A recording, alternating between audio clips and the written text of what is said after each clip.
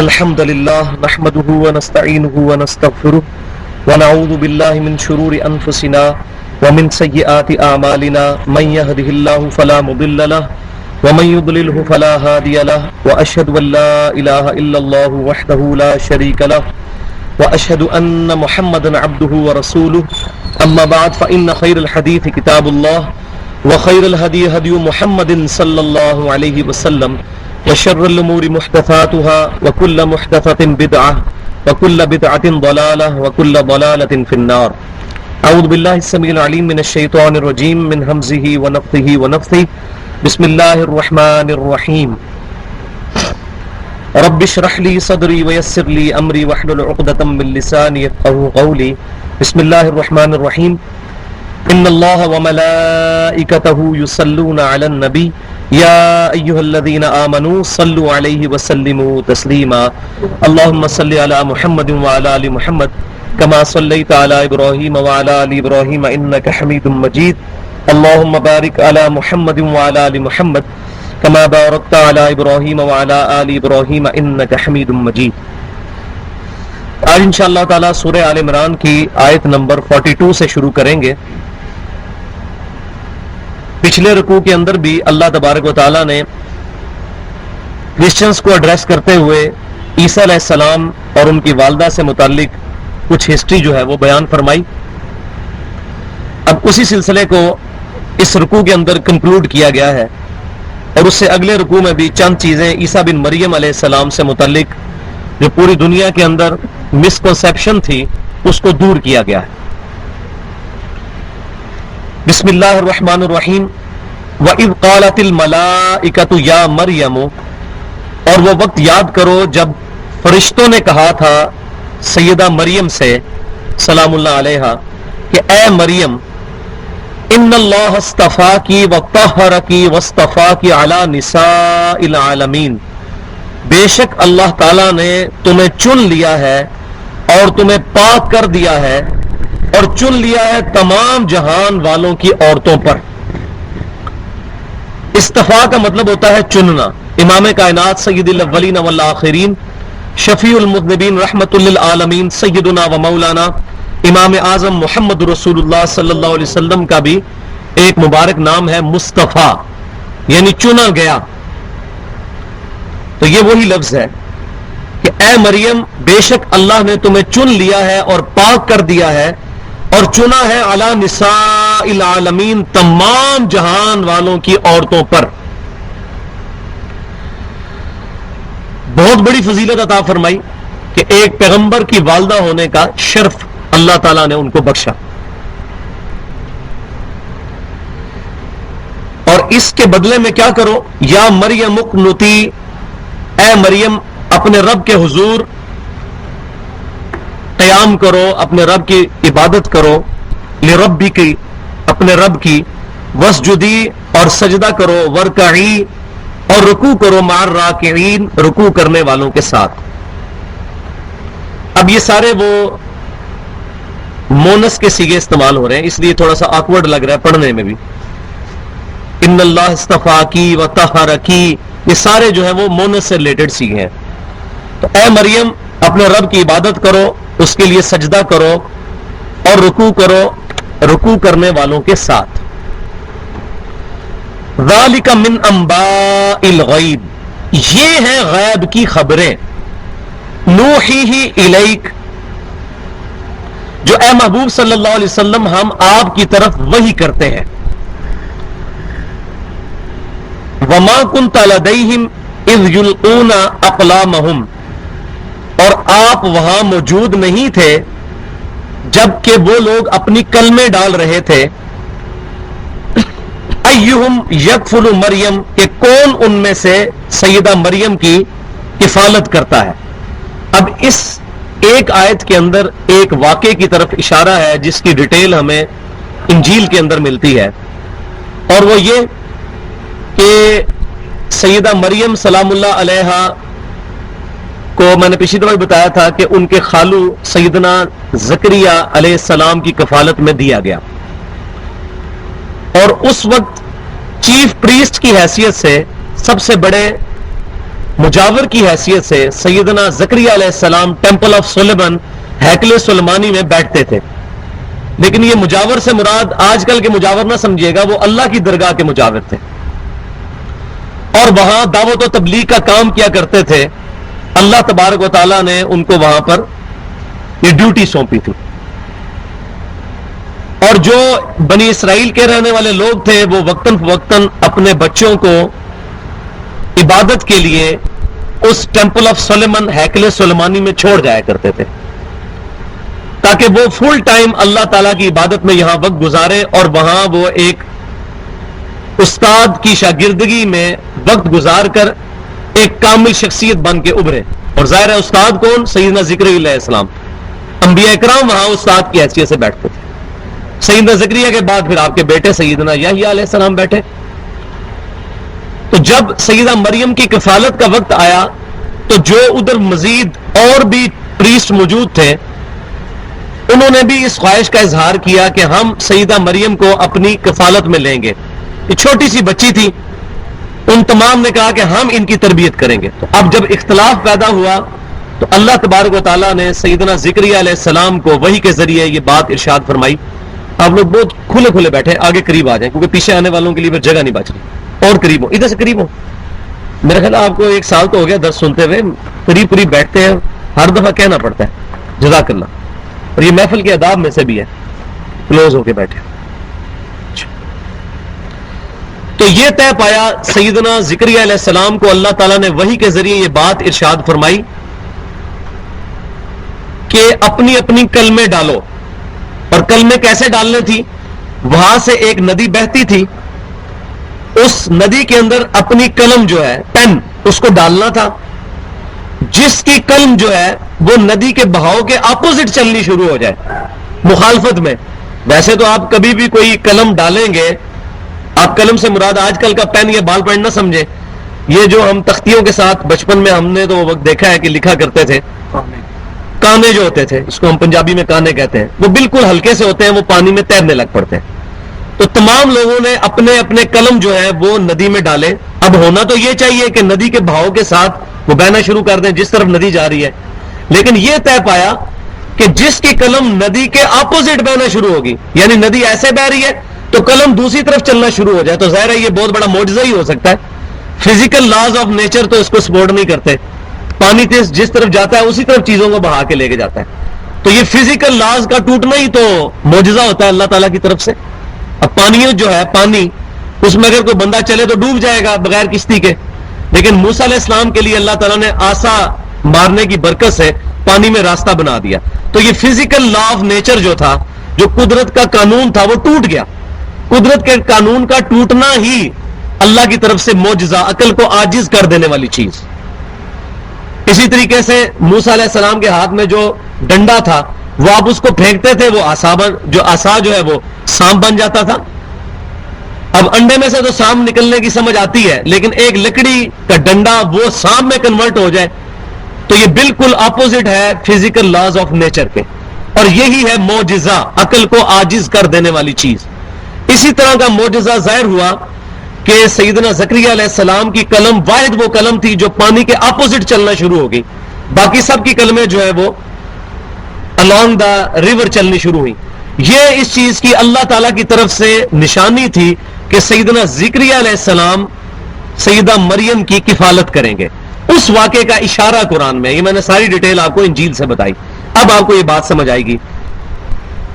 ذالک من انباء الغیب، اے محبوب صلی اللہ علیہ وسلم یہ غیب کی خبریں ہیں، نوحیہ الیک جو ہم آپ کی طرف وحی کرتے ہیں. اور نبی ہوتا وہی ہے جس کے پاس غیب کی خبریں اللہ کی طرف سے آتی ہیں. یہ نبی اور عام انسان میں زمین و آسمان کا فرق ہے، اور یہ بہت بڑا فرق ہے وحی کا. سورہ شورا کے آخری رکوع میں اللہ تعالیٰ فرماتا ہے اللہ کی تو یہ شان ہی نہیں کسی انسان کے ساتھ کلام کرے، اپنے رسولوں کو وہ چنتا ہے. یہی مضمون سورہ آل عمران میں بھی آگے چل کے آئے گا.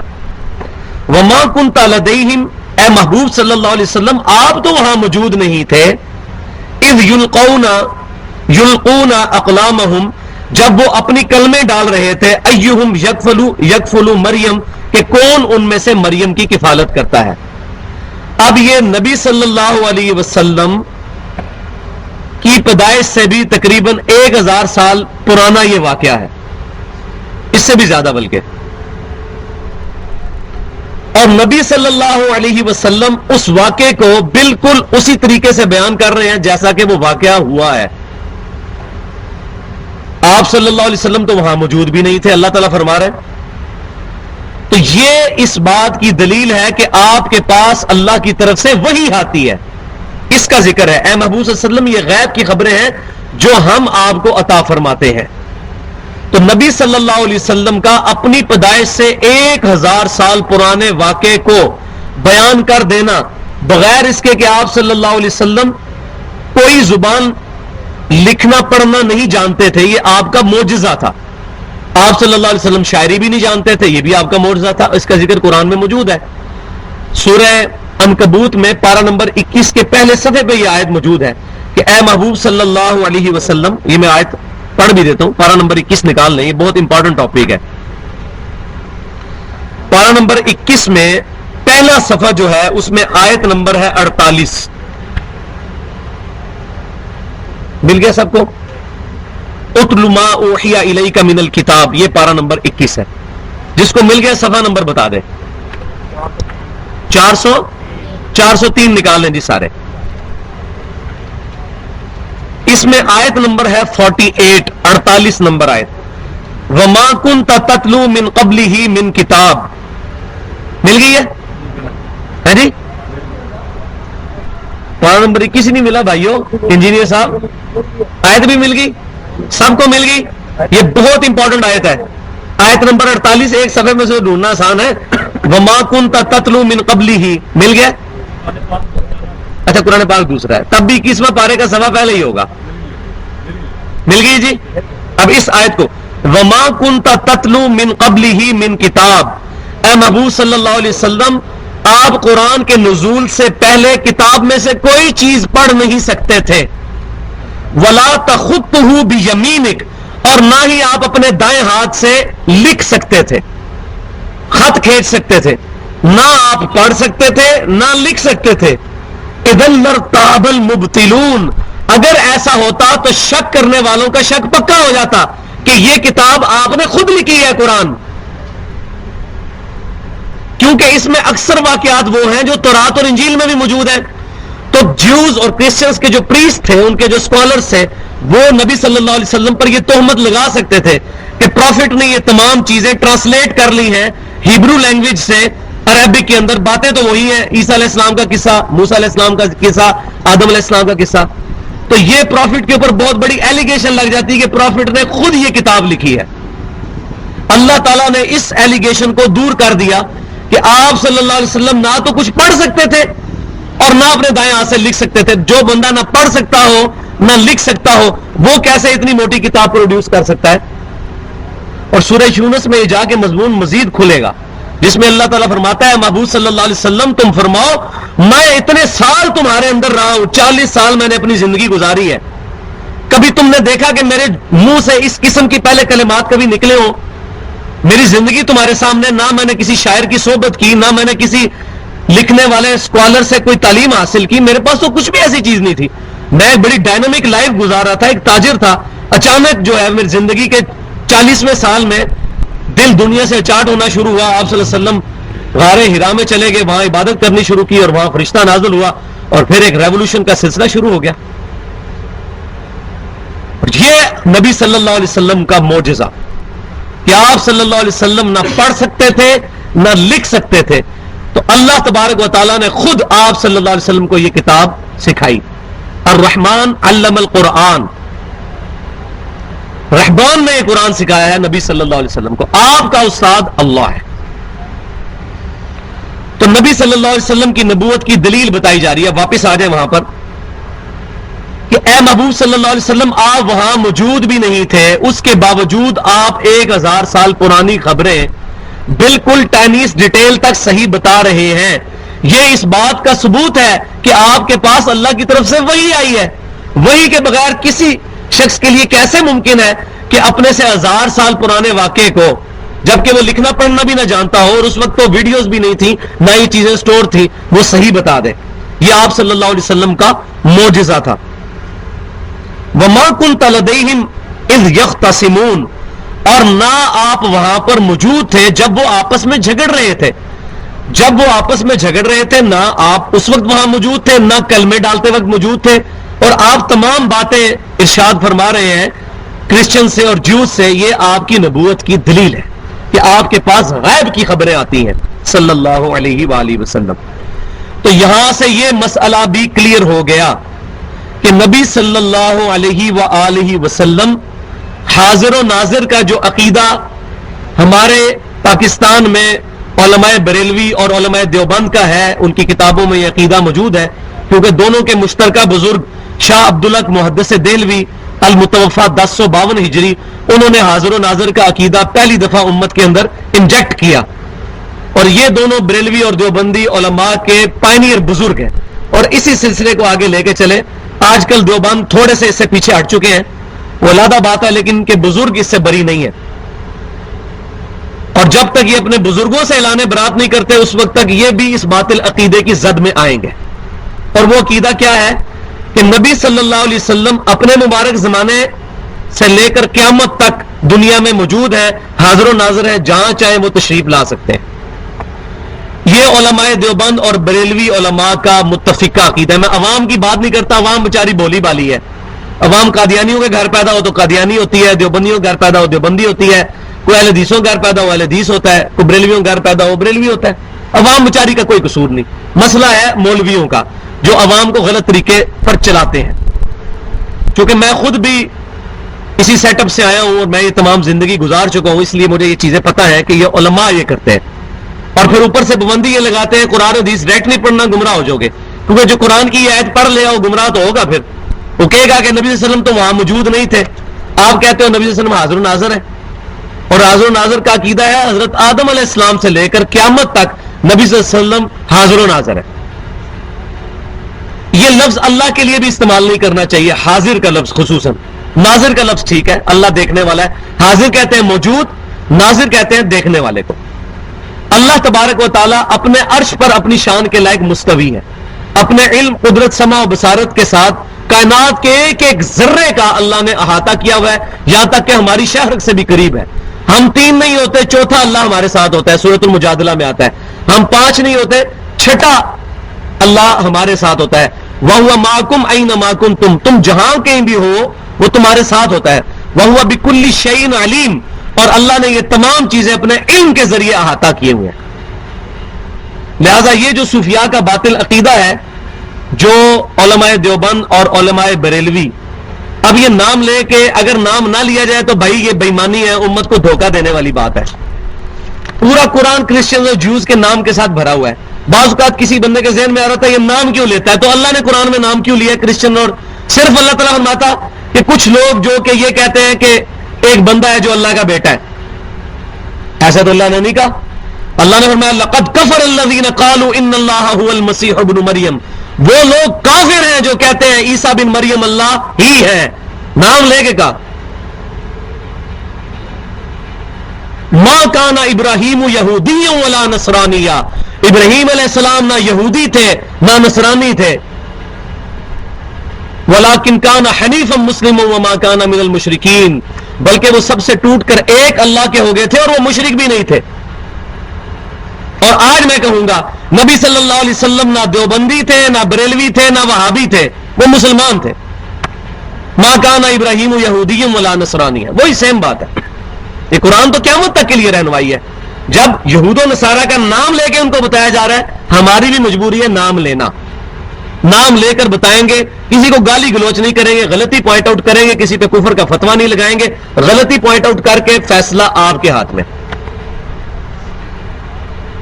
تو حاضر کا یہ عقیدہ رکھنا جو تصوف کے ذریعے ہمارے علماء دیوبند اور بریلوی علماء کے اندر خصوصاً آیا، وہ یہ کہ اللہ تعالیٰ کائنات کے ذرے ذرے میں فزیکلی پریزنٹ ہے.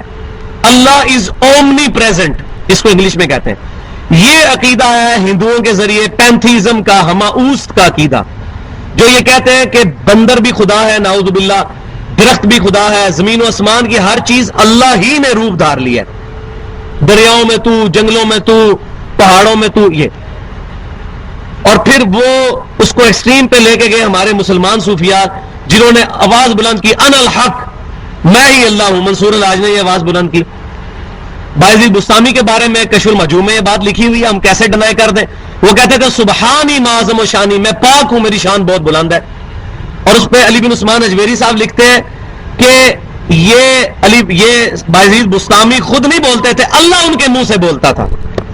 بھائی اس سے بڑا اور کفر اور شرک کیا ہو سکتا ہے؟ اس سے تو ایک ختم نبوت والا سلسلہ بھی ختم ہو گیا کہ نبی صلی اللہ علیہ وسلم کے بعد بھی اللہ تعالیٰ کسی کے منہ سے بولتا ہے.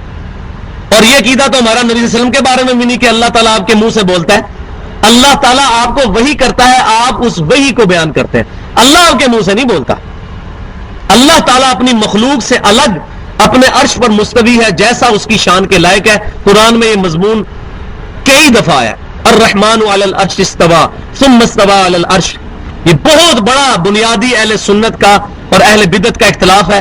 اہل سنت اللہ تعالیٰ کو عرش پر مانتے ہیں، اور اہل بدعت کا یہ عقیدہ ہے کہ اللہ تبارک و تعالیٰ کائنات کے ذرے ذرے میں فزیکلی پریزنٹ ہے.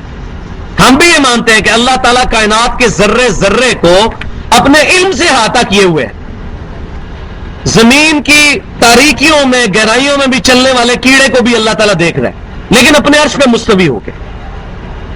بخاری اور مسلم کی متفق حدیث ہے، اللہ تعالیٰ تہائی رات گزرنے کے بعد آسمان دنیا پہ نزول فرماتا ہے اور آواز دیتا ہے کوئی بخشش کا طالب میں اسے بخش دوں، ہے کوئی رزق مانگنے والا میں اس کو رزق عطا کروں.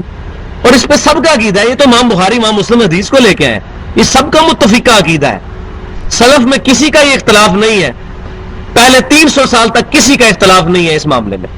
یہ بعد میں معتزلہ اور جہمیہ کے ذریعے بد عقیدگی امت میں آنا شروع ہوئی. یہ ان لاجیکل ہے. ویسے بھی بات میں اگر آپ کو کہوں اللہ تعالیٰ فزیکلی ہر جگہ پریزنٹ ہے، تو کیا اللہ تعالیٰ نالی میں بھی پریزنٹ ہے، ٹوائلٹ میں بھی موجود ہے؟ نعوذ باللہ. یہ بات ان لاجیکل ہے. ویسے ہی ہاں اللہ تعالیٰ کا علم ہر چیز کو گھیرے ہوئے ہے، اللہ کے علم میں ہر چیز ہے. اور قیامت والے دن اللہ تعالیٰ اس دنیا پہ نزول فرمائے گا جیسا اس کی شان کے لائق ہے. ہم تمثیل نہیں بیان کرتے، لیس کمثلہ شیء. ہم یہ نہیں کریں گے اللہ اپنے عرش پہ مستوی ہے جیسا میں اپنی کرسی پہ بیٹھا ہوں. یہ عقیدہ کفر ہے، یہ کسی کا بھی نہیں ہے. ہاں جو اہل بدعت ہیں وہ اہل سنت سے متنفر کروانے کے لیے کہتے ہیں جی اہل سنت کہتے ہیں کہ اللہ تعالیٰ عرش پہ مستوی ہے تو یہ اللہ کے لیے زمان و مکان ثابت کر دیتے ہیں اور جسمیت کے قائل ہیں. نعوذ باللہ. کسی نے یہ بات نہیں لکھی. لیس کمثلہ شیء، اللہ کی مثل کوئی نہیں. اللہ عرش پہ مستوی ہے اپنی شان کے لائق. امام مالک رحمۃ اللہ علیہ کا قول بہت پیارا ہے، پوری امت کا اجماع ہوا ہے اس قول کے اوپر کہ اللہ کا عرش پر ہونا معلوم ہے، کیفیت مجہول ہے، یہ نہیں پتا کس طرح ہے. لیس کمثلہ شیء. اور سوال کرنا بدعت ہے. اگر وہ پوچھے گا اللہ تعالیٰ کیسے ہے تو یہ بھی ترجمہ نہیں کریں گے کہ اللہ عرش پر جا بیٹھا، نہیں، اللہ عرش پر مستوی ہوا جیسا اس کی شان کے لائق ہے. تو یہ بات کہاں سے کہاں تک چلی گئی؟ تو اللہ تعالیٰ کے لیے ناظر کا لفظ استعمال کریں گے، حاضر کا لفظ نہیں استعمال کریں گے.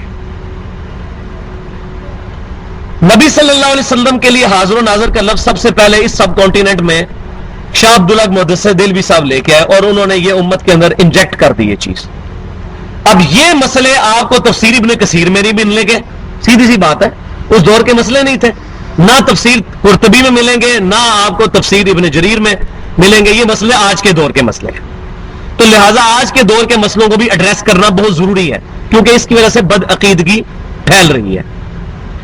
تو حاضر و ناظر کا یہ عقیدہ ہے کہ نبی صلی اللہ علیہ وسلم آدم علیہ السلام سے لے کر قیامت تک ہر جگہ موجود ہیں یا اپنی قبر انور پر موجود ہیں اور پوری کائنات کا مشاہدہ کر رہے ہیں. اور اس عقیدے کو صحیح ثابت کرنے کے لیے ساتھ ہی یہ کہہ دیا جاتا ہے کہ اللہ تعالیٰ چاہے تو کیا ایسا نہیں ہو سکتا؟ تو اگر اسی طریقے سے ساری باتیں ثابت کرنی شروع کر دی جائیں تو سارے کے سارے عقیدوں کا بیڑا غرق ہو جائے گا.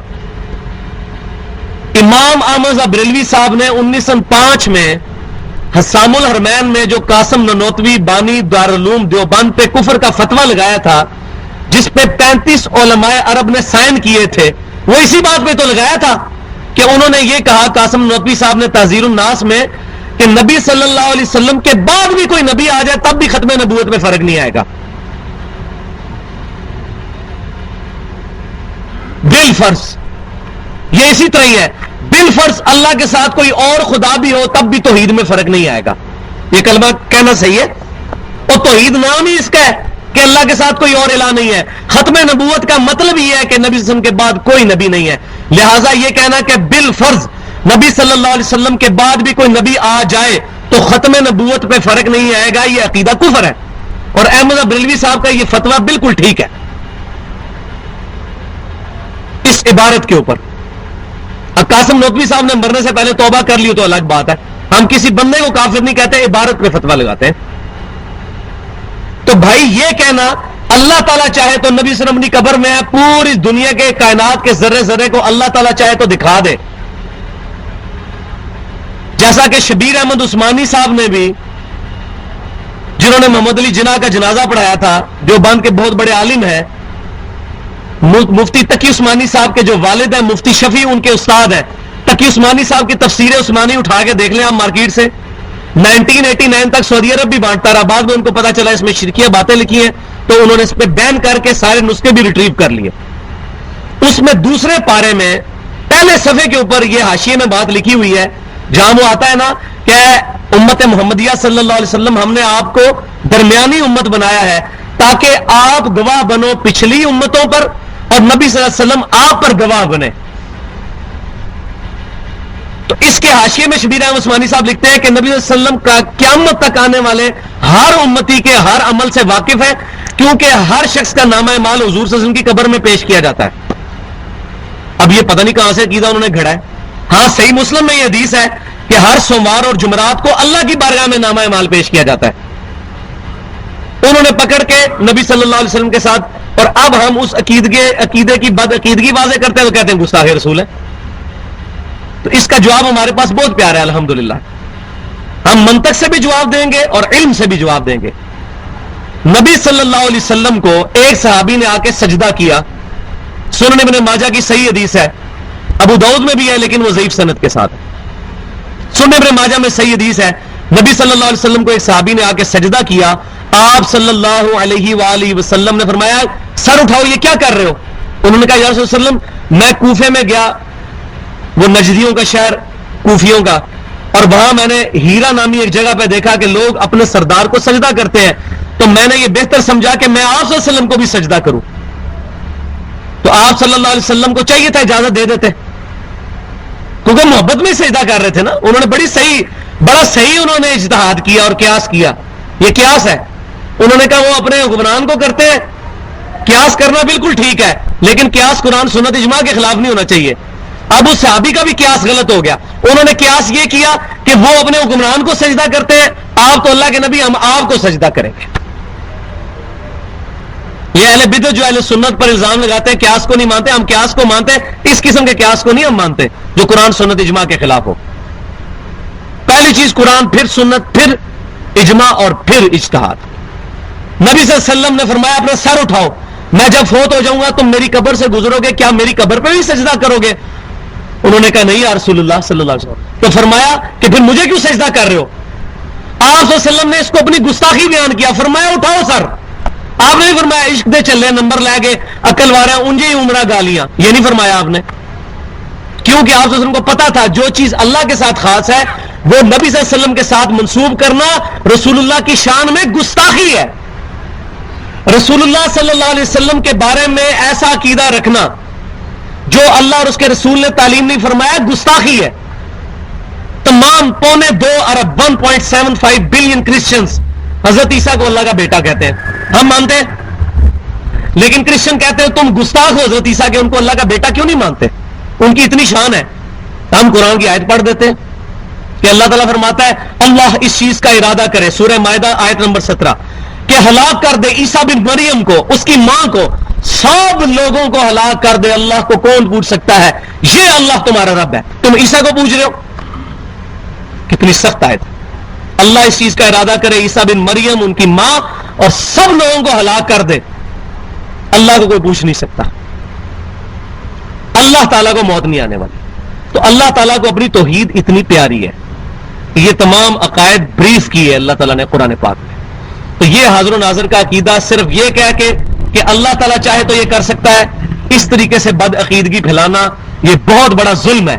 اس طریقے سے تو ہر چیز ہی پھر میں یہ کہوں گا اللہ تعالیٰ چاہے تو موسیٰ علیہ السلام کو دوزخ میں پھینک دے اور فرعون کو جنت میں لے جائے. اور نہیں بھائی، یہ کلمہ کفر ہے. لا تبدیل لکلمات اللہ. کبھی ایسا نہیں ہوگا کہ موسیٰ علیہ السلام دوزخ میں چلے جائیں.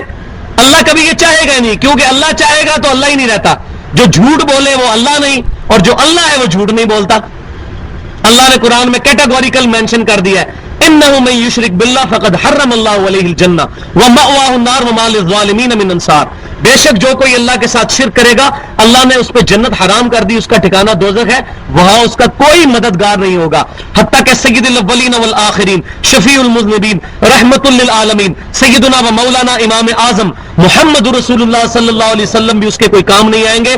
صحیح بخاری اور مسلم کی متفق علیہ حدیث ہے، صحیح بخاری کے کتاب الدعوات چیپٹر میں، صحیح مسلم کے کتاب الایمان چیپٹر میں، کہ اللہ تعالیٰ کے محبوب صلی اللہ علیہ وسلم فرماتے ہیں اللہ تعالیٰ نے ہر نبی کو ایک مقبول دعا دی. وہ ہر نبی نے اسی دنیا میں اپنی دعا کر لی، اور میں نے اپنی دعا اپنی امت کے لیے چھپا کے رکھ لی ہے. میں اس دعا کے ذریعے اپنی امت کی شفاعت کروں گا، اور میری شفاعت سے میرے ہر امتی کو نفع پہنچے گا سوائے اس شخص کے جس نے اللہ کے ساتھ کسی قسم کا شرک کیا ہوا. مشرک کو تو نبی صلی اللہ علیہ وسلم کی بھی مدد نہیں ہے.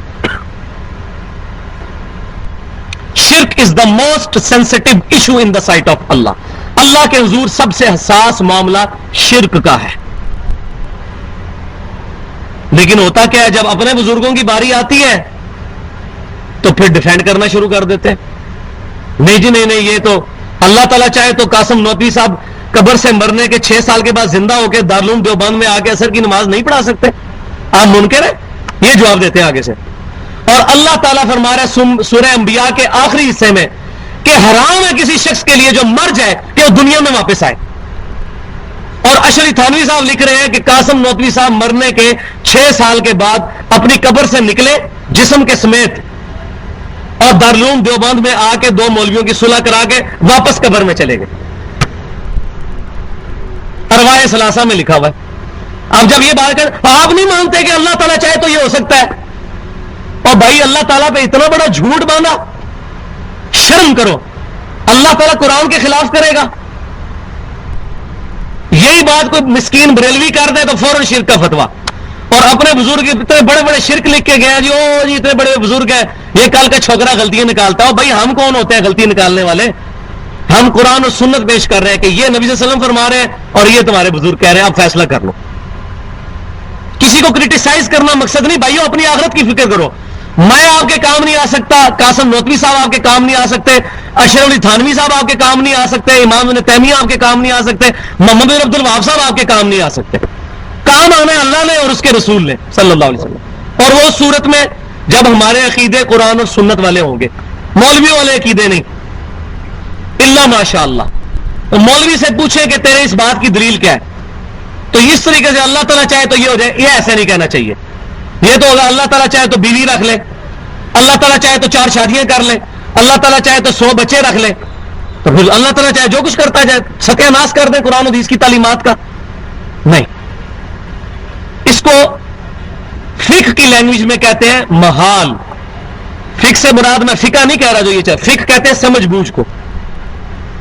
سمجھ یہ ہے، محال ہے یہ چیز کہ اللہ تعالیٰ اپنا بیٹا نہیں اڈاپٹ کرے گا. اللہ کے لیے محال ہے یہ چیز. اللہ تعالیٰ مشرک کو جنت میں نہیں بھیجے گا، یہ محال ہے. لا تبدیل لکلمات اللہ. نبی صلی اللہ علیہ وسلم کے بعد کوئی نبی نہیں آئے گا، محال ہے یہ. عیسیٰ بن مریم آئیں گے نبی کی حیثیت سے نہیں، امتی کی حیثیت سے، اور بخاری مسلم میں موجود ہے. لہٰذا یہ میں بات کہاں سے کہاں نکل گئی، صرف حاضر و ناظر کو. تو اب جب یہ بات کرتے ہیں تو احمد بریلوی صاحب نے بھی انا ارسلنا کا شاہدا و مبشرا و نذیرا کا ترجمہ جہاں کیا وہاں کیا ہے. نبی صلی اللہ علیہ وسلم ہم نے آپ کو حاضر و ناظر بنا کے بھیجا ہے. لیکن یہی لفظ جب امت کے لیے آیا، شاہد کا لفظ، شہید کا لفظ، تو امت کے لیے بھی پھر ترجمہ کرنا پڑ جانا تھا. یہ پارہ نمبر 2 نکالیں، اس کا پہلا صفحہ، پیچھے چلے جائیں.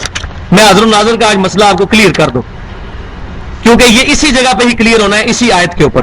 پارہ نمبر 2 کا پہلا صفحہ نکال لیجئے. قرآن اپنی حفاظت کرتا ہے، اس لیے میں کہتا ہوں کسی کا بھی ترجمہ پڑھ لیں. اگر کسی نے ایک جگہ ڈنڈی ماری ہے دوسری جگہ ڈنڈی نہیں مار سکے گا. مل گیا جی؟ یہ دوسری آیت ہے وَكَذَلِكَ جَعَلْنَاكُمْ مل گئی آیت وَكَذَلِكَ جَعَلْنَاكُمْ اور اسی طریقے سے اے امت محمدیہ صلی اللہ علیہ وسلم ہم نے تمہیں بنایا ہے امتم وسطا معتدل امت لِتَكُونُوا شُهَدَاءَ عَلَى النَّاسِ تاکہ تم لوگوں پر گواہ بن جاؤ وَيَكُونَ الرَّسُولُ عَلَيْكُمْ شَهِيدًا اور رسول اللہ صلی اللہ علیہ وسلم تم پر گواہ بن جائے. اب یہاں ترجمہ احمد بریلوی صاحب نے یہی کیا ہے گواہ, کیونکہ یہاں حاضر و ناظر اگر اس لفظ کا ترجمہ کرتے تو ترجمہ یہ بنتا کہ اے امت محمدیہ صلی اللہ علیہ وسلم تم ساری انسانیت پر حاضر و ناظر اور رسول اللہ تم پر حاضر و ناظر. تو یہ ترجمہ کیسے کر سکتے تھے؟ قرآن نے اپنی یہی آیت آئے گی سورہ حج کے آخری رکوع میں, وہاں بھی احمد بریلوی صاحب نے حاضر و ناظر ترجمہ نہیں کیا, پوری امت کو حاضر و ناظر ماننا پڑنا تھا, تو قرآن نے اپنی حفاظت کی. لیکن شبیر احمد عثمانی صاحب نے جو مولوی تقی عثمانی صاحب کے والد مفتی شفیع صاحب کے استاد ہیں, علماء دیوبند کے بہت بڑے بزرگ ہیں, پاکستان جب بنا اس وقت محمد علی جناح کا جنازہ بھی انہوں نے پڑھایا, انہوں نے اسی آیت کی تفسیر میں لکھ دیا ہے کہ رسول اللہ حاضر و ناظر ہے اس لیے کہ نبی صلی اللہ علیہ وسلم کی قبر میں ہر امتی کا نامہ اعمال کا رجسٹر پیش کیا جاتا ہے, آپ صلی اللہ علیہ وسلم ہر امتی کو جانتے ہیں کہ وہ کیا کام کر رہا ہے. اب یہ کہیں بھی بات موجود نہیں تھی, اپنی طرف سے لکھ دی, تفسیر بالرائے کی, حالانکہ حدیث صحیح مسلم کی ہے کہ اللہ کی بارگاہ میں سوموار اور جمعرات کو نامہ اعمال پیش ہوتا ہے. انہوں نے پکڑ کے نبی صلی اللہ علیہ وسلم پہ لگا دی. اب ہم چیختے ہیں تو کہتے ہیں گستاخ رسول, تو ہم کہتے ہیں گستاخ رسول تو وہ جس نے رسول اللہ پر جھوٹی حدیثیں منسوب کر دی. بتاؤ یہ کہاں حدیث میں لکھی ہوئی ہے بات؟ حدیث میں جو لکھی آپ کو بتا دی. تو یہ بہت بڑا ظلم کیا گیا ہے. تو یہ لیکن قرآن اپنی حفاظت کرتا ہے. احمد بریلوی صاحب نے بھی یہاں ترجمہ بالکل ٹھیک کیا, الحمدللہ. اچھا یہاں ایک بات کرتے ہیں کہ جی ایک لکھا ہوا ہے اس میں وما كنت لديهم اذ يختصمون, اے محبوب صلی اللہ علیہ وسلم آپ وہاں موجود نہیں تھے جب وہ جھگڑ رہے تھے. تو لوگ کہتے ہیں کہ جی آپ صلی اللہ علیہ وسلم وہاں موجود نہیں تھے لیکن آپ صلی اللہ علیہ وسلم دیکھ رہے تھے. حاضر و ناظر کا یہ نہیں ہے کہ وہ نبی صلی اللہ علیہ وسلم وہاں موجود بھی ہوں, کہیں اور ہوں گے لیکن وہاں سے دیکھ رہے تھے, جیسے ابھی قبر انور میں پوری دنیا کو دیکھ رہے ہیں. پھر مسئلہ واقعی جھگڑا تو پھر پیدا ہو گیا. واقعی یہاں یہ لکھا ہوا ہے کہ وہاں موجود نہیں تھے. وہ کہتے ہیں ہم کب کہتے ہیں نبی وہاں موجود تھے؟ تو اس کا حل بھی قرآن پاک میں الحمدللہ موجود ہے. سورہ قصص کی آیت نمبر 44 میں, پارہ نمبر 20, سورہ قصص نکال لیں, آیت نمبر 44. آج میں ابھی ایک دو آیات سے آگے نہیں جا سکا کیونکہ یہ مسئلے کلیئر کرنا ضروری ہے, ورنہ تو بیر بکریوں کی طرح مولوی ہمیں آنکھ کے دوزخ کی طرف لے کے جاتے رہیں گے اگر یہ مسئلے ہم نے نہ کلیئر کیے.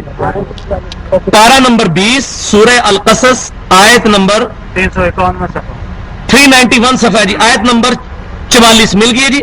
وما كنت بجانب الغرب مل گئے 392 مل گئی جی, مل گئی آیت 44 نمبر آیت سورہ قصص پارہ نمبر 20 392 صفحہ مل گئی جی. وما كنت بجانب الغرب, اے محبوب صلی اللہ علیہ وسلم آپ وہاں موجود نہیں تھے مغربی سمت میں. اذ قضینا الی موسیٰ, جب موسیٰ علیہ السلام کو اللہ تبارک و تعالی نے رسالت کا حکم بھیجا, آپ وہاں موجود نہیں تھے. یہ بھی آپ کی نبوت کی دلیل کہ آپ سے تقریباً 1800 سال پہلے موسیٰ علیہ السلام گزرے ہیں اور آپ وہاں موجود نہیں تھے, اور آپ صلی اللہ علیہ وسلم نہ اپنے دائیں ہاتھ سے لکھ سکتے ہیں نہ کوئی چیز پڑھ سکتے ہیں, یہ آپ کا معجزہ ہے. اس کے باوجود آپ کافروں کو یہ باتیں بتا رہے ہیں اپنی پیدائش سے 1800 سال پہلے کی, تو یہ آپ کی نبوت کی دلیل ہے. تو نہ آپ وہاں مغربی کنارے پر موجود تھے جب موسیٰ علیہ السلام کی طرف وحی کی, الی الموسى الامر, امر کی یعنی اللہ کی وحی کی.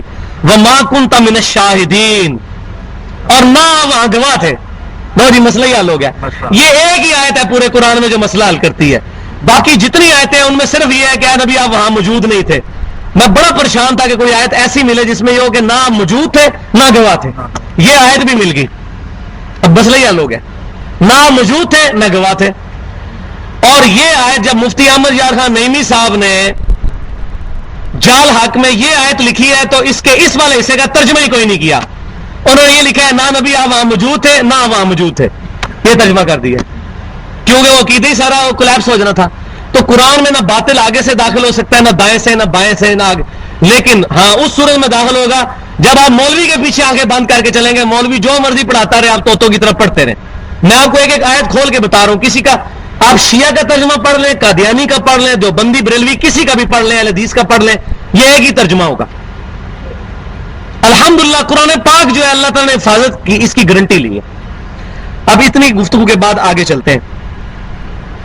اذ قالت الملائکۃ، اور وہ وقت یاد کرو جب فرشتوں نے کہا یا مریم، اے مریم، ان اللہ یبشرکی، بے شک اللہ تعالیٰ تمہیں بشارت دیتا ہے، بکلمۃ منہ، اپنی طرف سے ایک خاص کلمہ کی، اسمہ المسیح عیسی ابن مریم، ان کا نام ہوگا عیسیٰ ابن مریم، وجیہا فی الدنیا والآخرہ، جو اللہ کے حضور وجاہت والے ہوں گے، اس دنیا کی زندگی میں بھی عزت والے اور آخرت کی زندگی میں بھی، ومن المقربین، اور اللہ کے مقرب ترین بندوں میں سے ہوں گے.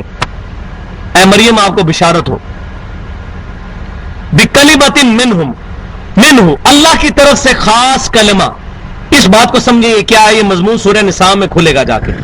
اسی آیت کو آج کرسچن سہارا لے کر اور عیسیٰ بن مریم علیہ السلام کے لیے ڈیوینٹی کلیم کرتے ہیں کہ وہ اللہ ہی ہے. پروٹیسٹنٹ جو کرسچنز ہیں کہ اللہ کا کلمہ ہے منہ سے نکلا ہوا. کہتے ہیں دیکھیں عیسیٰ بن مریم کا باپ تو کوئی نہیں تھا، ماں تھی، تو باپ اللہ ہے ان کا، کیونکہ اللہ کے کلمہ کن سے وہ پیدا ہوئے ہیں. اس کو وہ دلیل بناتے ہیں. واقعی عیسیٰ بن مریم کے خامند کوئی نہیں تھے اور عیسیٰ علیہ السلام کے والد نہیں تھے. اب ظاہر ہے کہ ماں کو جب حمل ٹھہرنا ہے تو ظاہر ہے میاں بیوی کا ملاپ ہوگا، یہ اللہ تعالیٰ کا ایک فزیکل فینومین ہے. لیکن عیسیٰ بن مریم کی شادی نہیں ہوئی تھی، کہ ان کی بھی نہیں ہوئی، ان کی والدہ کی بھی، سیدہ مریم کی بھی. تو اللہ تبارک و تعالیٰ نے حضرت جبرائیل علیہ السلام کو بھیجا، ان کے ذریعے اللہ تبارک و تعالیٰ نے اپنے امر کن کے ذریعے عیسیٰ بن مریم کی والدہ کے رحم میں حمل ٹھہرا دیا. یہ اللہ تعالیٰ کا خاص کلمہ. ویسے تو ہر انسان ہی اللہ کے کلمے سے پیدا ہوا ہے، آگے چل کے یہ بات آ جائے گی. اللہ تعالیٰ فرمائے گا اگر عیسیٰ کو خدا ماننا ہے تو حضرت اعظم اس سے بڑے خدا تھے، ان کی ماں بھی نہیں تھی. تو ایسی بات نہیں، ان کو تو تم اللہ کا بندہ مانتے ہو، تو عیسیٰ بن مریم کو کیوں مانتے ہو کہ اللہ کے بیٹے یا اللہ ہی ہے؟ تو اللہ تبارک و تعالیٰ کا یہ معجزہ، اس وہ لفظ کو لیتے ہیں تو یہ مطلب نہیں ہے کن، تو سارے لوگ کن سے پیدا ہوئے، لیکن اللہ تعالیٰ کا خاص کلمہ کن ہے. عیسیٰ بن مریم کے ان کے والد بھی نہیں تھے، لیکن والدہ کے پیٹ میں تو وہ 9 مہینے تک رہے. اور اللہ تعالیٰ کیا لم یلد ولم یولد، نہ اللہ میں سے کوئی نکلا نہ اللہ کسی میں سے نکلا. عیسیٰ بن مریم اپنی والدہ کے پیٹ میں سے تو نکلے ہیں، تو وہ کیسے اللہ ہو سکتے ہیں؟ ہاں یہ بات ضرور ہے کہ وہ وجیہ فی الدنیا والآخرہ، وجیہا فی الدنیا والآخرہ، اللہ کے حضور دنیا اور آخرت میں عزت والے ہیں. ومن المقربین، اور مقربین میں سے ہے. اور یہی وہ چیز ہے جو الحمدللہ آج بھی انجیل میں موجود ہے. انجیل میں جو گاسپل آف جان ہے، 4 انجیلیں ہیں، ان میں سے جو گاسپل آف جان ہے، یوحنا کی انجیل، آپ مارکیٹ سے لے لیں، اردو ترجمے کے ساتھ ملتی. یوحنا کی انجیل میں چیپٹر نمبر 14 نکال لیں، وہ پورے کا پورا اس کا میکسیمم پورشن ہمارے نبی صلی اللہ علیہ وسلم کی پیشن گوئی میں ہے، آج کی انجیل میں بھی. اور اس میں یہ آیت موجود ہے کہ عیسیٰ بن مریم کہتے ہیں کہ اے میرے امتیوں، میرا دنیا سے جانا تمہارے لیے رحمت ہے. میں جب دنیا سے جاؤں گا تو وہ ہستی دنیا میں آئیں گی، پھر وہ قیامت تک ایز اے نبی تمہارے ساتھ رہیں گی. ان کے بعد پھر کوئی نبی نہیں آئے گا، قیامت تک کے لیے ان کی نبوت ہوگی. وہ دنیا میں میرا نام روشن کریں گے، اور وہ اپنی خواہش نفس سے کچھ نہیں کہیں گے، وہ وہی کہیں گے جو اللہ ان کو وہی کرے گا. یہ قرآن میں بھی ہے، وما ينطق عن الهوى ان هو الا وحی یوحی. تو عیسیٰ بن مریم نے کہا کہ میرا دنیا میں نام روشن کریں گے. کون؟ نبی صلی اللہ علیہ وسلم.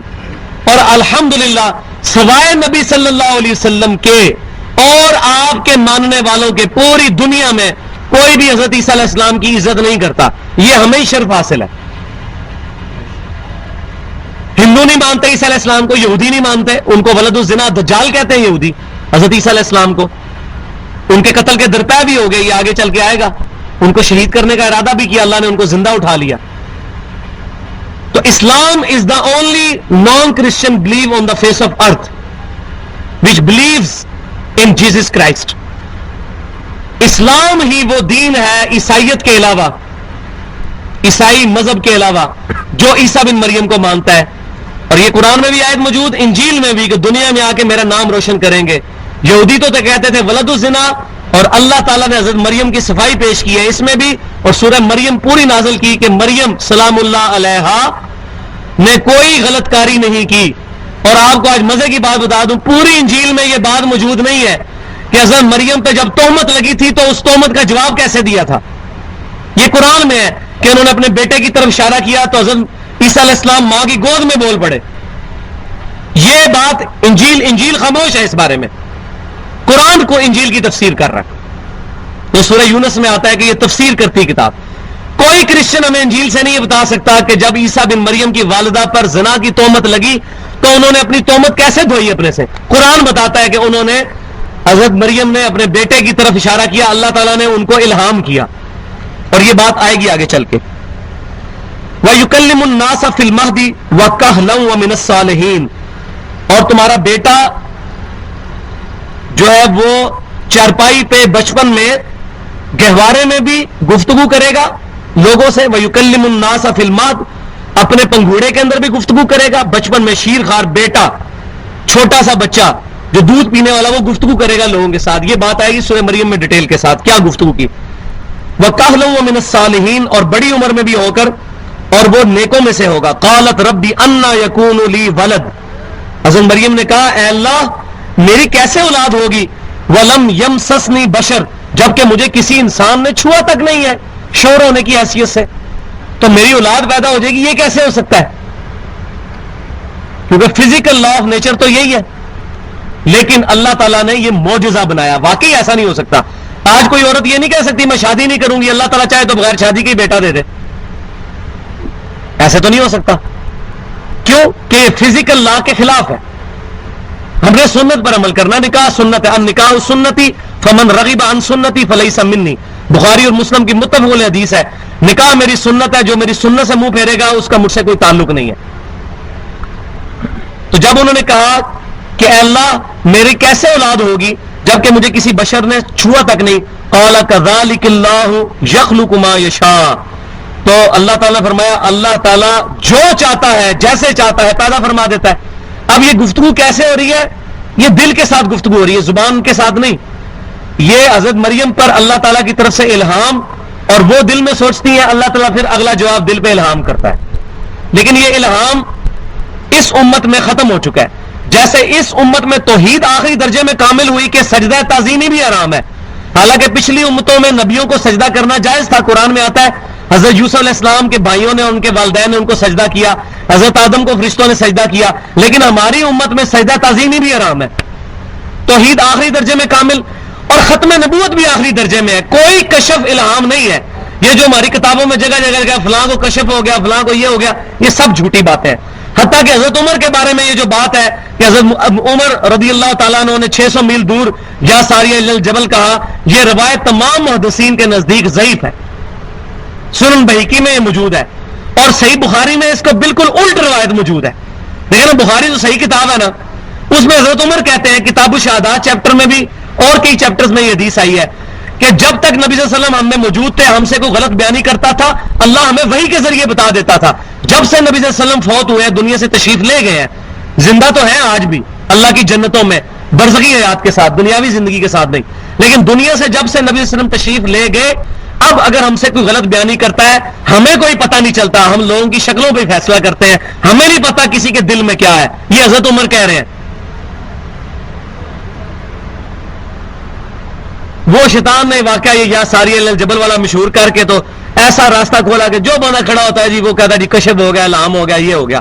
ہم کہتے ہیں جی کشف الہام کو تو چھوڑے نا, آپ دنیا کا سب سے بڑا بزرگ لے کے آئے جس کے بارے میں آپ کو عقیدہ ہے یہ لوگوں کے دلوں کے حال اور کشف جانتا ہے.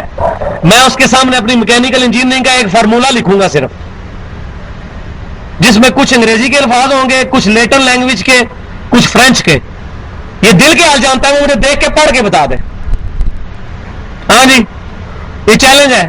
الحمدللہ پچھلے کئی سالوں سے میں کر رہا ہوں, کوئی ابھی تک بزرگ سامنے نہیں آیا ایسا جو لوگوں کے دلوں کے حال جانتا ہو, میرا انجینئرنگ کا فارمولہ پڑھ کے بتا دے. اور وہ دل کے نہیں, میں کہتا ہوں سامنے لکھا ہوا ہے اس کو دیکھ کے پڑھ دے. یہ نہیں کوئی پڑھ سکتا, تو دل کا حال کیسے جان سکتا ہے کوئی؟ جس کو کشف ہو رہا ہے اس کو اس فارمولے کا کشف نہیں ہو سکتا. اور بھائی فراڈ ہے, یہ بچوں ان سے. ہم عقلی دلیل بھی دیں گے اور نقلی بھی. کیونکہ وہ پنجابی میں محاورہ تھوڑا نٹوریس ہے کہ دائیاں کو ٹھڈ نہیں چھپے ہوندے، تو میں آپ دائی رہا کیونکہ میں اتوں آیا ادھر، تو مینو تو ساری گلاں پتہ نے وہ کہ جھوٹے راستے اڈاپٹ کرتے ہیں. تو ہر چیز کا جواب الحمدللہ موجود ہے، اور یہ جب جواب دیں گے اس کے بعد جھگڑا ہوتا ہے، پھر کہتے ہیں بلاؤ انہوں مناظرہ کر لیے ادھر، کیونکہ جواب تو ہوتا کوئی نہیں ہے. مناظرے میں کیا کرنا ہوتا ہے وہ آپ نے ادھر کئی بار دیکھا ہے، اولٹ پٹانگ باتیں کر کے لڑائی جھگڑا کرنا ہوتا ہے. تو لکھ کے بات کریں، یہ سب سے احسن طریقہ ہوتا ہے گفتگو کرنے کا. تو اللہ تعالیٰ فرمایا اللہ تعالیٰ جو چاہتا ہے پیدا فرماتا ہے. 10 منٹ ہی رہ گئے صرف، اس کو کنکلوڈ کرتے ہیں. اذا قضى امرا فانما يقول له كن فيكون. وہ جب بھی کسی چیز کا فیصلہ فرماتا ہے تو اس کا اتنا کہہ دینا ہی کافی ہوتا ہے، کن ہو جا، فیکون بی اینڈ اٹ از، ہو جا تو وہ چیز ہو جاتی ہے. اللہ تعالیٰ کے لیے کوئی مسئلہ نہیں ہے کہ مرد کے ذریعے اولاد پیدا کرے گا، البتہ یہ اللہ تعالیٰ کی سنت ہے، اس کو کوئی چیلنج نہیں کر سکتا. ہاں معجزہ جب اللہ تعالیٰ دکھائے، اس کی بنیاد پہ کوئی عورت یہ نہیں کہتی میں شادی نہیں کروں گی، اللہ تعالیٰ چاہے گا مجھے اولاد دے دے گا. ایسا عقیدہ گمراہی پہ مبنی ہے. وَيُعَلِّمُهُمُ الْكِتَابَ وَالْحِكْمَةَ، اور اللہ تعالیٰ سکھائے گا پھر تمہارے بیٹے کو، اے مریم، انہی سے گفتگو چل رہی ہے، کتاب اور حکمت. کتاب اور حکمت کیا؟ وَالتَّوْرَاةَ وَالْإِنْجِيلَ، تورات بھی سکھائے گا، اولڈ ٹیسٹیمنٹ بھی اور نیو ٹیسٹیمنٹ انجیل بھی. اولڈ ٹیسٹیمنٹ تورات جو ہے یہ الکتاب تھی جس میں احکام تھے شریعت کے، اور انجیل حکمت تھی جس میں حکمت کی باتیں تھیں. تو یہاں پہ جو واو ہے یہ تفصیلی ہے. الکتاب والحکمہ، کتاب اور حکمت سکھائے گا. والتوراۃ والانجیل، یعنی کہ تورات اور انجیل. یہ واو یعنی کے معنی میں بھی آتا ہے، یہاں پر یعنی کے معنی میں آیا. وَرَسُولًا إِلَىٰ بَنِي اسرائیل، اور ان کو رسول بنائے گا بنی اسرائیل کی طرف، حضرت اسرائیل علیہ السلام کی اولاد کی طرف، حضرت یعقوب علیہ السلام کی اولاد کی طرف، جن کو انگلش میں اولڈ ٹیسٹیمنٹ میں جیکب کہتے ہیں، جیکب. اور سیدنا داؤد علیہ السلام کو ڈیوڈ، یہ لفظ استعمال بھی ہوتے ہیں. سیدنا یوسف کو جوزف، یہ سارے الفاظ وہ جیکب یہ لفظ استعمال کرتے ہیں اکثر. تو یہ حضرت یعقوب علیہ السلام کی اولاد کی طرف پروفٹ ہوں گے. اور یہی بات انجیل میں بھی لکھی ہوئی ہے کہ عیسیٰ بن مریم کہتے ہیں تم یہ نہ سمجھو میں کوئی نئی شریعت لے کر آیا ہوں، میں موسیٰ علیہ السلام کی 10 کمانڈمنٹس ہی لے کے آیا ہوں تم پہ اسٹیبلش کرنے کے لیے. وہ 10 کمانڈمنٹس الحمدللہ سورہ بنی اسرائیل میں آیت نمبر 23 سے لے کے 38 تک موجود ہیں، 39 تک 17 آیات میں وہ 10 کمانڈمنٹس ہم نے چھاپ بھی دی ہیں، آپ 10 کے بعد لے بھی لیجئے گا. تورات میں بھی ہیں، انجیل میں بھی اور قرآن میں بھی. تو انجیل میں موجود ہے. حضرت عیسیٰ علیہ السلام کہتے ہیں کہ اے بنی اسرائیل تم یہ نہ سمجھو میں کوئی نیا دین لے کر آیا ہوں، بلکہ میں اسی دین کے احیاء کے لیے آیا ہوں. میں انہی 10 کمانڈمنٹس کو اسٹیبلش کرنے آیا ہوں جو موسیٰ علیہ السلام کو اللہ تعالیٰ نے دی تھی. تو عیسیٰ علیہ السلام نئی شریعت نہیں لے کے آئے تھے، شریعت موسوی تھی، بنی اسرائیل کی طرف نبی تھے. لہٰذا اس سے یہ بات بھی پتہ چلی کہ کرسچنز کا جو یہ تبلیغ والا معاملہ ہے یہ غلط ہے. اصولاً انجیل کے تحت کرسچنز کو اپنے دین کی تبلیغ کرنے کی اجازت ہی نہیں ہے بنی اسرائیل کے علاوہ کسی کو. بنی اسرائیل کون؟ یہ یہودی جو ہے بنی اسرائیل. اسلام جو ہے الا کافۃ للناس بشیرا ونذیرا وما ارسلناک الا کافۃ للناس بشیرا ونذیرا. اے محبوب صلی اللہ علیہ وسلم ہم نے آپ کو نہیں بھیجا بلکہ ساری کائنات کے لیے، ساری انسانیت کے لیے ڈر سنانے والا اور خوشخبری والا. تو نبی صلی اللہ علیہ وسلم واحد پروفٹ ہیں جو پوری انسانیت کے لیے نبی ہیں. ان سے پہلے جتنے انبیاء ہیں وہ خاص گروہ اور قبیلے کے لیے تھے. حضرت عیسیٰ علیہ السلام بھی بنی اسرائیل کے لیے پروفٹ تھے. اب to cut the story short کرتے ہوئے، عیسیٰ علیہ السلام پیدا ہو گئے، انہوں نے اپنا بچپنا گزارا، اپنی جوانی گزاری اور اپنی پیک عمر پہ پہنچے، اور اب انہوں نے دعوت کے میدان میں قدم رکھا. یہ ساری سٹوری اللہ تعالیٰ نے بیچ میں سے سکپ کر دی ہے کہ کیسے وہ بچپنا گزرا اور جوانی کیا ہوا. اب ڈائریکٹ اب عیسیٰ بن مریم ایک نوجوان کی حیثیت سے جن کی عمر تقریباً 25-26 سال ہے، وہ دعوت کے میدان میں اترے ہیں، اور سامنے بڑی بڑی سفید داڑھی والے بزرگان دین موجود ہیں، یہودیوں کے بڑے بڑے علماء جو کہتے ہیں کہ یہ کالی داڑھی والا 25-26 سال کا لڑکا یہ دجال ہے. عیسیٰ بن مریم کو دجال کہتے تھے یہودی. ان کو ایز اے نبی ایکسیپٹ نہیں کیا، سوائے 12 بندوں کے. کوئی ان کی زندگی میں دنیا میں جتنی عرصہ ہو رہے کوئی ایمان نہیں لایا. جب اللہ نے اٹھا لیا بعد میں کرسچینٹی پھیلی ہے. تو 25-26 سال کی عمر میں دعوت کا کام شروع کیا. اب وہ بنی اسرائیل سے کیا کہہ رہے ہیں؟ انی قد جئتکم بآیۃ من ربکم، اے بنی اسرائیل، یہ وہ لیکچرز دیا کرتے تھے گلیلی نہر جھیل کے کنارے، جہاں پر زیتون کے بہت زیادہ درخت موجود تھے، وہاں دھوبی کپڑے دھونے کے لیے آتے تھے، ہواری عربی میں کہتے ہیں دھوبی کو۔ تو حضرت عیسیٰ علیہ السلام ہواریوں کے پاس جا کر ان کو خطبات دیا کرتے تھے، اور انہی میں سے 12 دھوبیوں کو بات سمجھ آ گئی۔ اب دیکھ لیں، یا میں یہ کہتا ہوں جب ہم دعوت توحید پیش کرتے ہیں، بڑے بڑے مولوی اپنی باتوں کی، اپنے بزرگوں کی تعویلات کرتے ہیں، لیکن ان پڑھ آدمی کو بات سمجھ آ جاتی بعض اوقات، کیونکہ اس کا رزلٹ فکس نہیں ہوتا۔ تو وہ 12 دھوبی، ان کو بات سمجھ آ گئی، وہ آگے چل کے آئے گا۔ تو انہوں نے دعوت کی اور خطبہ کیا دیا کہ اے بنی اسرائیل، بے شک میں تمہارے پاس لے کے آیا ہوں تمہارے رب کی طرف سے نشانی، انی اخلق لکم من الطین کہیۃ الطیر، بے شک میں ایک مٹی میں سے مورت بناتا ہوں پرندے کی شکل کی، فانفخ فیہ، اور اس میں پھونکتا ہوں، فیکون طیرا باذن اللہ، تو وہ اللہ کے حکم سے پرندہ بن کے اڑ جاتی ہے۔ کتنا بڑا معجزہ! عیسیٰ بن مریم تھوڑی سی مٹی لے کے اس کی شکل بنائی، پھونک ماری تو پرندہ بن کے اڑ جاتا تھا، اتنا بڑا معجزہ۔ لیکن ساتھ ہے باذن اللہ، اللہ کے اذن کے ساتھ۔ لیکن اس اذن کے ساتھ شیخ عبد القادر جیلانی کا اذن نہیں ثابت ہو جائے گا کہ وہ مردے زندہ کرنے لگ پڑے۔ یہ حضرت عیسیٰ علیہ السلام کے بارے میں ہی ہے۔ تو یہ بڑی احتیاط کرنی چاہیے، قرآن سے آیتیں پیش کر کے تو بزرگوں میں ٹھوکنا شروع کر دیتے ہیں۔ تو بھائیو، بزرگ کیا سارے کے سارے بزرگ کٹھے ہو کے ایک صحابی کی گرد راہ کو نہیں پہنچ سکتے، اور سارے صحابہ کٹھے ہو کے ایک نبی کی گرد راہ کو نہیں پہنچ سکتے، اور پکڑ کے عیسیٰ علیہ السلام کے موڑ اپنے بزرگوں پہ لگائے ہوتے ہیں۔ جی اللہ تعالیٰ چاہے تو وہ کروا دے، ایسے نہیں ہوتا بھائیو۔ نبی اور ولی میں بڑا فرق ہے زمین عثمان کا۔ وَأُبْرِئُ الْأَكْمَحَ وَالْأَبْرَصَ وَأُحْيِي الْمَوْتَى بِإِذْنِ اللَّهِ، اور میں مادر ذات کوڑی اور اندھے کو شفا دے دیتا ہوں اور مردے کو زندہ کر دیتا ہوں اللہ کے اذن سے۔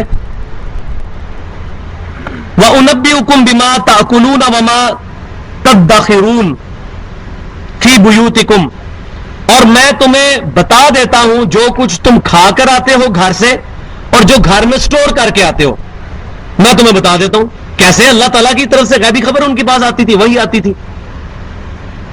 ان فی ذلک لآیۃ لکم ان کنتم مؤمنین، بے شک اس میں ہے نشانیاں، اگر تم واقعی یقین رکھنے والے ہو، ایمان لانے والے ہو تو اس کے اندر نشانیاں موجود ہیں۔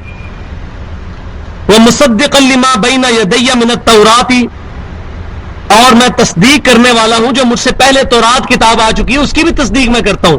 ایسا نہیں ہے کہ میں اگر انجیل لے کے آؤں تو میں کہتا ہوں پچھلے سارے نبی فراڈ تھے، نعوذ باللہ، ایسا بھی نہیں ہے۔ میں تو تمہاری یہودیوں تمہاری کتاب کی تصدیق کر رہا ہوں۔ وَلِأُحِلَّ لَكُمْ بَعْضَ الَّذِي حُرِّمَ عَلَيْكُمْ، اور میں ان چیزوں کو بھی حلال کرنے آیا ہوں جو تم پر حرام کر دی گئی تمہاری شرارتوں کی وجہ سے، یا خود تم نے اپنے اوپر حرام کر لی تھی۔ وَجِئْتُكُمْ بِآیَةٍ مِّن رَبِّكُمْ، اور میں بہت بڑی نشانی تمہارے رب کے پاس سے تمہارے پاس لے کے آیا ہوں۔ فَاتَّقُوا اللَّهَ وَأَطِیعُونِ، تو اللہ سے ڈرو اور میرا حکم مانو۔ ان اللہ ربی و ربکم، بے شک اللہ تعالیٰ میرا بھی رب ہے اور تمہارا بھی رب ہے۔ فاعبدوہ، اسی کی عبادت کرو۔ ھذا صراط مستقیم، یہی سیدھا راستہ ہے۔ اب یہ دعوت عیسیٰ علیہ السلام نے جب پیش کی تو ظاہر ہے جب توحید کی بات پیش ہوگی تو کیا ہوگا؟ دماغ خراب ہو جائے گا اگلے بندے کا، کون قبول کرے گا؟ اتنے بڑے بڑے علماء یہود بیٹھے ہوئے کہنے لگے یہ کالی داڑھی والا کل کا چھوکرا آگے میں سمجھا رہا ہے، اس کا تو باپ نہیں ہے، حرامی ہے، نعوذ باللہ، یہ الفاظ کہا کرتے تھے یہودی۔ اور یہ بزرگ پرستی اتنی بری چیز ہے کہ نبی سامنے آ گیا ہے لیکن بزرگ نہیں چھوڑے جا رہے کیونکہ ان کی داڑھیاں سفید ہیں۔ اتنے بڑے بڑے بزرگ پاگل ہیں۔ اب کیا دعوت پیش کی تو قبول ہی نہیں کسی نے، تو کیا ہوا؟ فلما احس عیسیٰ منہم الکفر، جب عیسیٰ علیہ السلام نے محسوس کیا، یہ اردو میں بھی لفظ آتا ہے، ان سے کفر، کہ یہ تو بات سن ہی نہیں رہے ہیں، قال من انصاری الی اللہ، انہوں نے پھر آواز بلند کی، کون ہے جو اللہ کے حضور میری مدد کرے، اعلان حق بلند کرے، میرے ساتھ آئے، والنٹیئر، من انصاری الی اللہ، قال الحواریون نحن انصار اللہ، حواریوں نے کہا, چند دھوبیوں نے کہا کہ یہ مولوی تو آپ کی بات نہیں مان رہے, یہ سفید داڑیوں والے بڑے بڑے ملانے تو آپ کی بات نہیں مان رہے, ہم آپ کے ساتھ ہیں. نحن انصار اللہ, ہم اللہ تعالیٰ کے دین کے مددگار ہیں, پروفٹ آپ کے ساتھ. اور یہ 12 لوگ تھے گلیلی جھیل کے کنارے, عیسیٰ بن مریم کا واز سن کے انہوں نے حق کی دعوت قبول کر لی. آج بھی کوئی دعوت لے کے اٹھے اس کو بھی یہی بات کرنی چاہیے. کون ہے جو, میں اکثر یہ کہتا ہوں یار کہ کون ہے جو ہمارے ساتھ مل کے یہ دعوت کا کام کرے, کسی مکتبہ فکر سے نہیں, کتاب اور سنت اور اجماع کو حجت مانتے ہوئے اسلام کی بنیاد پر مسلمان ہونے کے رشتے پہ. من انصاری اللہ, کون ہے جو اللہ کے حضور مدد کرے؟ تو انہوں نے کہا نحن انصار اللہ, حواریوں نے کہا ہم ہیں اللہ کے دین کے مددگار. آمنا باللہ, ہم اللہ پر ایمان لائے. واشہد بأننا مسلمون, اور اے عیسیٰ آپ گواہ ہو جائیں ہم مسلمان ہو گئے. یہ دیکھ لیں, عیسیٰ علیہ السلام بھی مسلمان تھے. عیسیٰ علیہ السلام نہ یہودی تھے, نہ عیسائی تھے, نہ دیوبندی تھے, نہ بریلوی تھے, نہ وہابی تھے, نہ قادیانی تھے, وہ بھی مسلمان تھے. حضرت ابراہیم علیہ السلام بھی مسلمان تھے. اور نبی صلی اللہ علیہ وسلم کے بارے میں تو میں کئی دفعہ آیت پڑھ چکا ہوں, قل اننی ہدانی ربی الی صراط مستقیم دینا قیما ملۃ ابراہیم حنیفا وما کان من المشرکین قل ان صلاتی ونسکی ومحیای ومماتی للہ رب العالمین لا شریک لہ وبذلک امرت وانا اول المسلمین. اے محمد صلی اللہ علیہ وسلم آپ اعلان کریں سب سے پہلا میں مسلمان ہوں. تو انہوں نے کہا کہ اے عیسیٰ علیہ السلام آپ گواہ ہو جائیں کہ ہم ایمان لے ہم مسلمان ہو گئے. اسی لفظ کو آج وہ کرسچنز کا جو بڑا فنیٹک قسم کا فرقہ ہے, یہوہ وٹنس, انہوں نے اپنا نام ہی رکھ لیا ہے خدا کے گواہ, یہوہ وٹنس. تو وہ کہتے ہیں قرآن میں بھی لکھا ہوا ہے یہ اللہ کے گواہ, واشہد بأننا مسلمون, آپ گواہ ہو جائیں کہ ہم اللہ کے لیے کھڑے ہو گئے ہیں, مسلمان ہو گئے ہیں. اور پھر انہوں نے کیا دعا کی, ربنا آمنا بما انزلت واتبعنا الرسول, اے رب ہمارے ہم ایمان لے آئے جو تو نے ہم پر انجیل نازل کی تھی, اور ہم نے تیرے رسول کی پیروی کی. ان مولویوں نے تیرے رسول کی بات نہیں مانی, ان یہود کے بڑے بڑے ملانوں نے بات نہیں قبول کی, ہم 12 دھوبیوں نے اللہ تیری بات مان لی. فاکتبنا مع الشاہدین, ہمیں لکھ لے گواہوں کے اندر, یہوہ وٹنس, گواہوں میں. اے اللہ ہم تیرے گواہ بن کے, یہ گواہ کا مطلب کیا ہے, اللہ کے گواہ بن کے دنیا میں کھڑے ہو جائے. شیطان کو ننگا نہیں ناچنے دیں گے, ظلم کے نظام کے خلاف کھڑے ہوں گے. وَمَكَرُوا وَمَكَرَ اللَّهُ, اب کیا ہوا, ان یہودی علماء نے بھی ایک چال چلی, مکر کیا, اور اللہ نے بھی اپنی خفیہ تدبیر فرمائی. یہاں کئی لوگوں نے ترجمہ کیا اللہ نے مکر کیا, لیکن مجھے احمد صاحب بریلوی صاحب کا ترجمہ پسند ہے, انہوں نے بڑا پیارا ترجمہ کیا ہے, اللہ نے خفیہ تدبیر فرمائی. اللہ کے لیے مکر کا نٹوریس ورڈ نہیں استعمال کرنا چاہیے. وَمَكَرُوا, انہوں نے مکر کیا یہودی علماء نے, وَمَكَرَ اللَّهُ, اور اللہ تعالیٰ نے اپنی خفیہ تدبیر فرمائی. وَاللَّهُ خَيْرُ الْمَاكِرِينَ, اور اللہ تعالیٰ کی خفیہ تدبیر سب سے بڑھ کر ہے. وہ خفیہ تدبیر کیا تھی وہ انشاءاللہ میں ڈیٹیل سے آپ کو اگلی دفعہ بتاؤں گا, کہ کیسے اللہ تعالیٰ نے عیسیٰ علیہ السلام کو بچایا, اور کیسے اللہ تبارک و تعالیٰ نے ان کے حواریوں کو جو ہے وہ ذریعہ بنایا. وہ سارے کا ساری ڈیٹیل انشاءاللہ اگلی دفعہ. اور عیسیٰ بن مریم دنیا میں اتریں گے, اس عقیدے کو بھی میں انشاءاللہ بریف کروں گا. جو آج کل منکرین حدیث کہہ رہے ہیں کہ یہ عقیدہ ہی باطل ہے, عیسیٰ علیہ السلام کوئی دنیا میں نہیں آئیں گے, تو انشاءاللہ میں اس کا رد اگلی دفعہ کروں گا. سبحانک اللہم و بحمدک, اشہد ان لا الہ الا انت, استغفرک و اتوب الیک, وما علینا الا البلاغ المبین.